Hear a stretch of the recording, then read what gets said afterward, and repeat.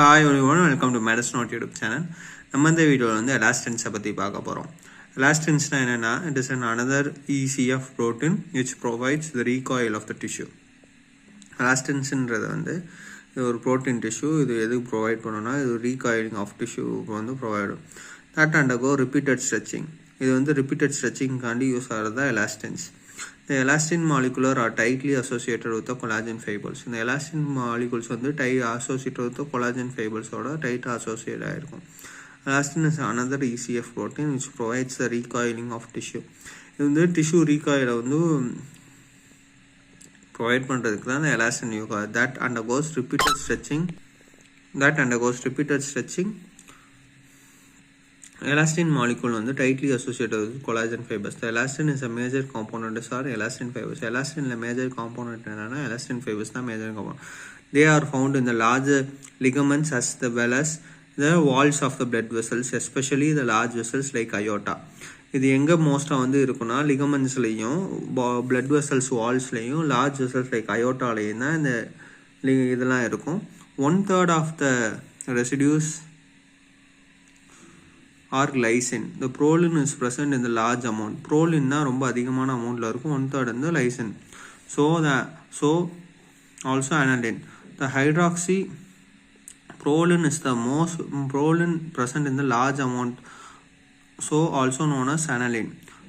Proline வந்து அதிகமாக present ஆயிருக்கும், so it is aniline சொல்றாங்க. Hydroxychloroquine is present in small amounts while the hydroxyl lysine or glycosylated hydroxy lysines are absent.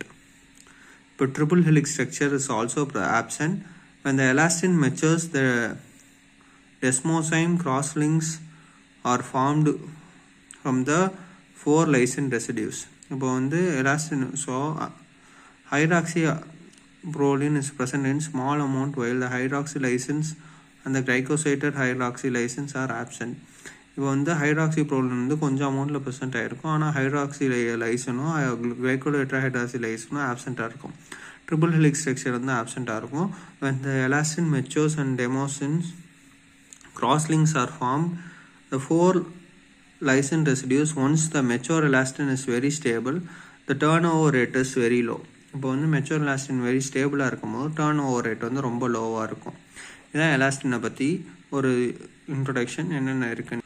Here the Pseudomonas xanthoma elasticum is இது என்னதுன்னா இது வந்து inherited elastin. இது வந்து எலாஸ்டினோட inherited defect, elastin formation inherited defect. So வந்து இது வந்து எல்ஹர்ஸ்-டால்சன் சிண்ட்ரோமில் வந்து யூஸ் ஆகுது.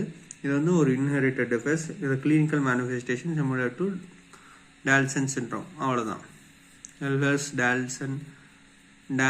சிண்ட்ரோம். அவ்வளோதான். தேங்க்யூ. இந்த வீடியோ பிடிச்சிருந்துச்சுன்னா லைக் பண்ணுங்கள், ஷேர் பண்ணுங்கள், சப்ஸ்கிரைப் பண்ணுங்கள்.